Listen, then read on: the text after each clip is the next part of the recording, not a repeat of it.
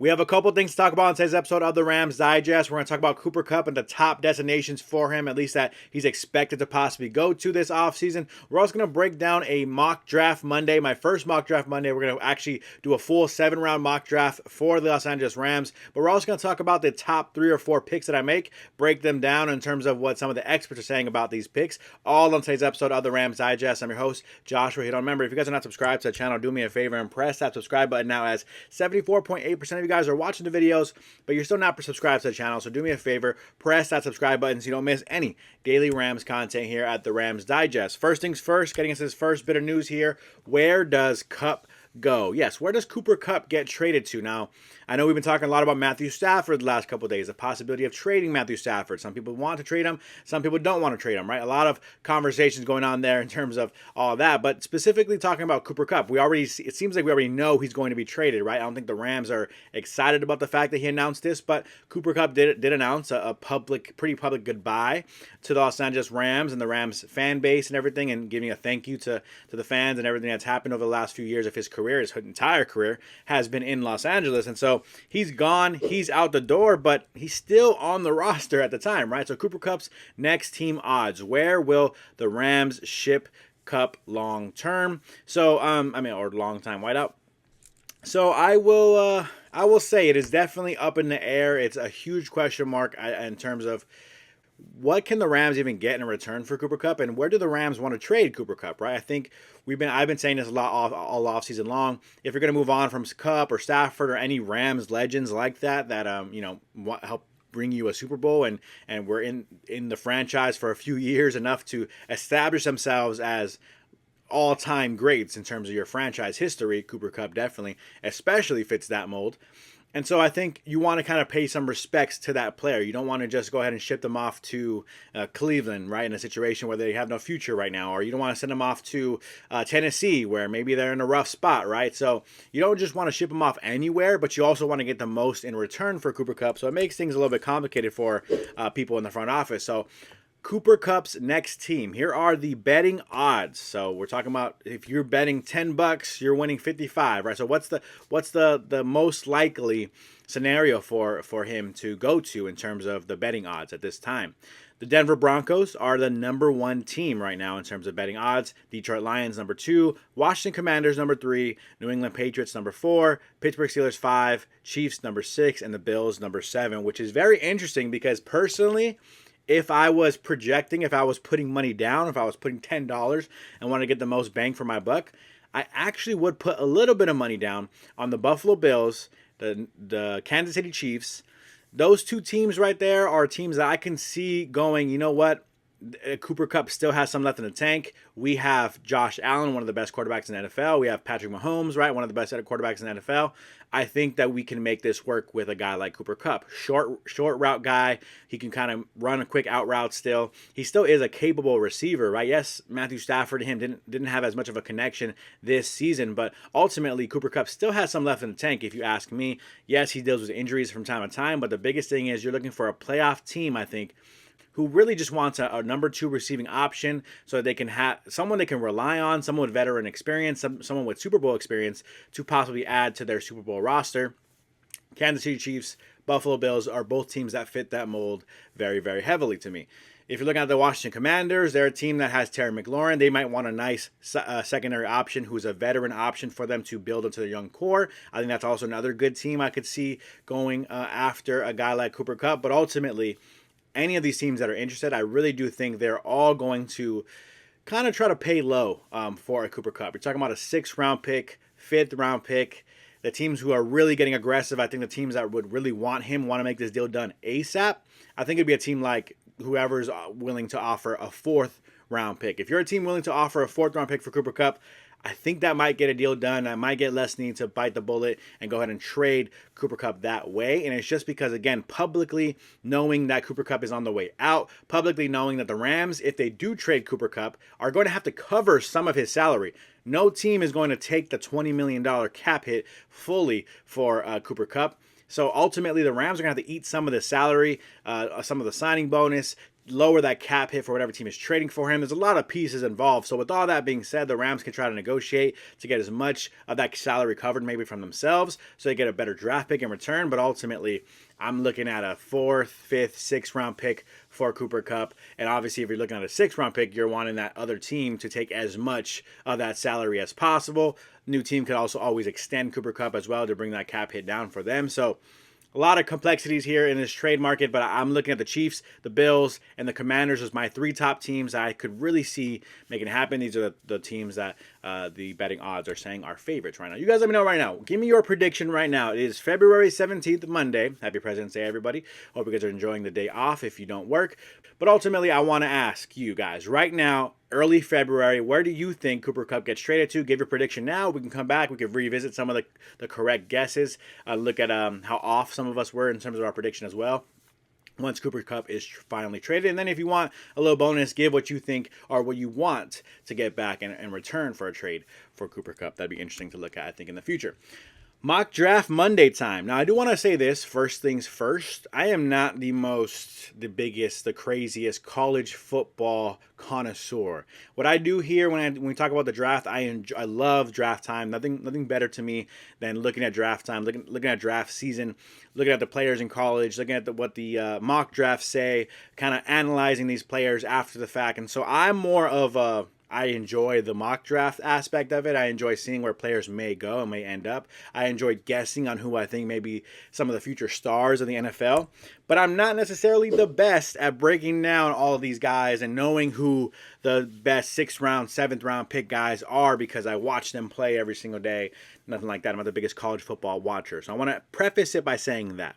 Here is my mock draft. This was from Pro Football Network, as they're the only fantasy football, or one of the only fantasy football mock draft simulators that allows you to make trades, things like that. So here is my mock draft for the year. I did make a trade for the Rams, and we could do future ones where we don't do any trades at all. It's very hard to predict trades, right? But I was offered a trade. I figured I would take it because it was allowing the Rams to move down in the first round with the Philadelphia Eagles, who just won the Super Bowl, and get a 2nd round pick in return for that 26th pick from the Rams, obviously. So I think the Rams are in a scenario right now where they want more picks, right? The more picks you have, the better. And the Rams are in a situation right now. They have a 1st round pick, 2 3rd-round picks, I believe, a 4th, a 5th, couple 6th. So like the scenario for the Rams right now is they have a lot of draft picks in the 3rd round or later, but you obviously want more top 100 picks as possible. If you get a couple of top 100 players in a draft, you feel pretty good about your draft. So that is where I went with this and it was perfect because I think the first guy here on the board that we took was obviously a player that the Rams have already been tied to, connected to in terms of a lot of mock drafts, having Josh Connolly Jr., the offensive tackle out of Oregon, going to the Rams via the draft. He is a 6'4", 305-pound offensive lineman, an offensive tackle, left tackle specifically for Oregon. I believe he played a little bit on both ends in his career, but for the most part has played on the left side this past season. Some positives here. This is coming from Bleacher Report's NFL scouting department as of November 2024, so a little bit outdated in terms of this profile, but positives: good athletic ability, quickness and redirect skills, fluid mover who can intersect and steer smaller targets away from the ball on plus screens and climbs. Does a nice job on front side kickout blocks of fitting and walling off defenders just long enough to secure lanes. Efficient, quick feet in the pass protection to beat pass rushers to the spot using 45 and vertical sets. Shows good recovery and mirror skills to stay attached. Flashes ability to strike through rush moves. So ultimately, a good overall offensive lineman. I think the important thing here with Josh Connolly Jr. is he has that experience at left tackle. I think, of course, if you re-sign Alaric Jackson, this does kind of complicate things. And I will say, this 1st-round pick of the Rams does kind of heavily rely on what they do in free agency. Of course, you can go ahead and sign a 26-year-old Alaric Jackson, who has proven to be a pretty solid left tackle for you, dealing with injuries here and there. But overall, he's been a pretty good offensive tackle for the Los Angeles Rams. And he's only 26 years old. You assume he's going to get better over the next couple of seasons. If you sign up for a 4-year deal now, you're talking about signing him through his 30-year-old contract or season. And so overall, I think Alaric Jackson may be the route you go. But at the end of the day, you can't really have too much tackle a depth on your team, and I think not you wouldn't be drafting Josh Conley Jr. to be a depth piece. You maybe be drafting a guy like Josh Conley Jr. to possibly swap over to the right side, or you move Alec Jackson to the right side when Rob Havenstein is ready to go and call it a career one day. That's kind of the goal you would have here, and it's not really ideal to draft a player in the first round and see them sit on the bench, but it really, again, ultimately depends on what the Rams do in that free agency, of course. If they go into the draft and they already have that left tackle figured out, I don't think they're going first-round offensive tackle. But for this one right here, we'll play with it. We'll say they don't sign Alec Jackson in this scenario. You have Josh Conley Jr. to slip into that left tackle spot right off the bat and be a good run/pass protector. Overall, good experience left tackle for you in that first round of the NFL draft. Moving on to the next pick we have here, and we're only going to break down the first 4 or 5 picks. Here's Kyren Williams. Now, maybe controversial for some people who know the game, who've watched some of his statistics, who have seen some of his numbers.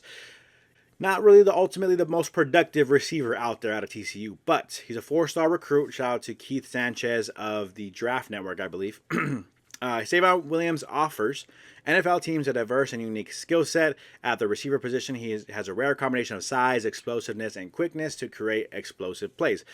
Strengths: diverse release package, explosive, great short area quickness, position versatility, playmaker ability to create explosive plays. Some concerns: raw route runner, concentration drops, lack of production. So overall, I think here's the concerns. We're talking about a guy like Kyren Williams. He doesn't have that much experience in terms of showing that he can produce at the college level, let alone the NFL level. But the biggest thing is he does have some of the natural abilities, the strength, the size. I think that's the biggest thing. Is 6'4", 225. You're not just going to draft a guy that big and athletic just because he's big and athletic. But we've heard these things, right, about players like this in the past, right? Maybe a DK Metcalf type player. Now, he's not that big, not that strong, but I'm simply acknowledging that there are players who you do look at the raw ability and you say, okay, yes, TCU, it didn't work out. Maybe you could blame QB. Maybe you could blame offensive scheme. You could blame the offensive coordinator. I mean, there's so many things and factors that go into a player succeeding at the college level. If you get a guy that big, that strong, that fast into a system with Sean McVay, with his quarterback being Matthew Stafford, all of a sudden that changes things, right? And that could change the trajectory of the way this player develops as a player at the next level. So that's why I like a receiver like Kyren Williams. Again, you got to be kind of patient here. You got to be patient with him. See some of the growing pains if he's going to have those drops, things like that. Another receiver out of TCU with that size, Quentin Johnston, right? We've seen what the Los Angeles Chargers have been dealing with. So that could be definitely something that's iffy, but the Chargers were patient with Quentin Johnston. He hasn't proven to be an amazing player yet, but he has been a player that has developed from year 1 to year 2, possibly being a solid receiver for the Chargers moving forward in the future. And they're not the same player, they're two different guys, so we'll see what ends up happening moving forward with Kyren Williams in his career. The third pick in this draft for the 2025 mock draft for Josh Giron here on Rams Digest, Omar Norman Lott. Now, I've been saying this over and over again in terms of my draft and what my draft wants and needs and what the Rams need moving forward for next season. In this scenario here, you're taking a guy who's 6'2", 295, big body defensive lineman who, yes, he's not over 300 pounds. I would like maybe more 315, 320 kind of D tackle. I think that's what the Rams need, but solid size, is a good athlete with some quickness, twitch, impressive get off, accelerates off the line of scrimmage, sets up his pass rush moves well, getting square to give himself a two-way go, and can use his quickness to win around the edges with stick moves. Let's see here. Good pass rush motor. And so to me, he kind of sounds similar. And this is where I kind of was iffy about taking this player, Omar Norman Lott, is that I think he sounds a little bit more like the Kobe Turner-esque defensive tackle, interior defensive lineman. And so that's kind of where I didn't really love this draft pick. I was hoping that the Rams could kind of find a player who's more like big body, 320, right? 320 pounds, just a run-stuffing defensive tackle who could obviously put some pressure in the pass rush, maybe some athletic ability to get to the quarterback at times, but you're not looking for a guy who's going to get 8 sacks like Kobe Turner. We're looking for a guy who's going to get stop the run, stuff the run. I think that's why I'm a little iffy on the Omar Norman Lott, but I also feel like he is a big enough body, has proven enough to slow the run down a little bit. I think it'd be a solid pick for the Rams in the third round. Back to my whole draft in general. Josh Conley, the first round pick. We traded down with the Eagles. We got Kyren Williams in the second round. Omar Lott, defensive tackle out of Tennessee. We ended up in the fourth round. I think actually third round still at the 100 pick, Carson Schwesinger. We're looking at a cornerback, Mello Dotson out of Kansas, 126. Curtis Rourke, and that future quarterback potentially out of Indiana. Don't know how many people love him, but a nice pocket passing kind of quarterback out late in the draft. Again, you can't really, again, once we get to the 190 picks in the draft, it's kind of hard to really expect these guys to make the team, let alone be a huge impact, but you're hoping, right? We can develop a player like this. And then Travis Etienne's younger brother out of Georgia, running back. That'd be a nice scoop up. Of course, we love what a guy like, I'm blanking on names right now. We love what a guy like Kyren Williams brings to the table, of course, but we're looking at a future back next to Blake Corum, right behind Blake Corum, just kind of learning the game, special teams, maybe possibly practice squad kind of guy. Travis Etienne has shown some skills, maybe a sleeper pick in this year's draft overall. Let me know what you guys feel about that mock draft. Let me know if you want to keep doing mock draft Mondays up until the actual NFL draft. We can keep doing those. I'll get better at my analysis, I promise, over time.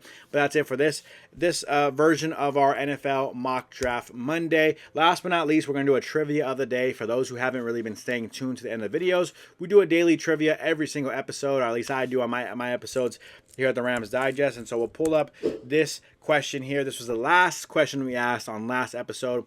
What is the NFL single game record for points in a game set when running back Ernie Nevers scored every Chicago Cardinals point in 1929 win over the Bears? A lot of people made their guesses. Not really, actually. Not that many people did make their guesses. I'm sorry, let me pull the right question up here. Nobody did. That's why I don't have any screenshots of guessing here. It was 40 points. 40 points was the answer there. So that was our trivia of the day number 5 answer. And then we can move into trivia of the day number 6. Here it is. At the age of 34, who became the youngest player inducted into the Pro Football Hall of Fame? At the age of 34, who became the youngest player to be inducted into the Pro Football Hall of Fame? Let you guys give your guesses first before I give you some multiple choice options. Are you ready? Here we go. Those multiple choice options are going to be here. Here. Was it A, Jim Brown? Was it B, Gale Sayers? Was it C, John Elway? Or was it D, Barry Sanders? Give your guesses down below for trivia of day number 6. If you guys give me your guess and you guys guess correctly, I will shout you out on the next episode of the Rams Digest. Other than that, that's going to do it for me on today's episode of the Rams Digest. Make sure you guys are subscribed if you're not subscribed already. That's going to do it for me on today's episode. I'm your host, Joshua Giron, and I'm out.